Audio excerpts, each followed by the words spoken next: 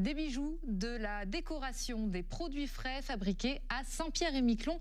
Voilà ce qu'on pouvait trouver au 10e Salon des métiers d'art et du terroir, qui a donc fermé tout à l'heure à la salle des fêtes de Saint-Pierre. 15 exposants y ont participé hier et aujourd'hui.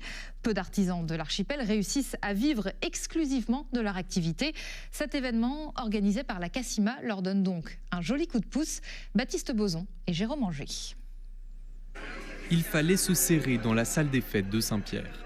Cette année, le salon accueille 4 nouveaux stands, comme l'atelier de Sarah. Après 2 ans de formation en autodidacte, elle fabrique ses bougies artisanales 100% naturelles. Au stand voisin, c'est aussi une première pour Alizée.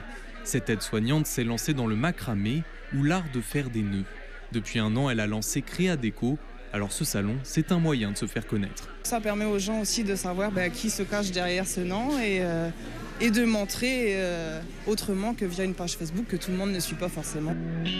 Un peu plus loin résonnent les guitares du nouveau luthier de l'archipel. Cela fait 15 ans que Thierry s'est formé à la lutherie, jusque-là une activité personnelle et pour dépanner.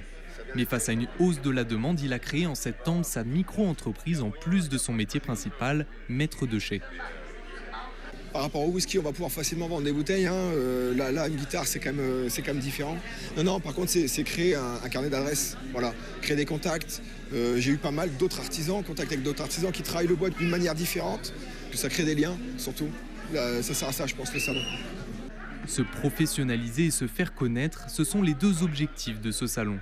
Parmi les 15 exposants, un peu moins de la moitié sont à temps plein. C'est le cas de la ferme de l'Ouest. Thierry et Joël sont agriculteurs exploitants depuis 1996, des habitués du salon, surtout en cette période.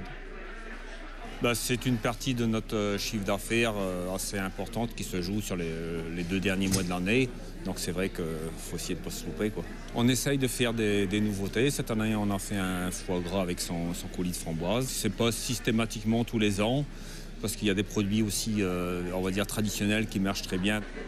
Accompagner les artisans, c'est notamment le rôle de la Cassima, organisatrice de cette 10e édition du Salon des métiers d'art et du terroir.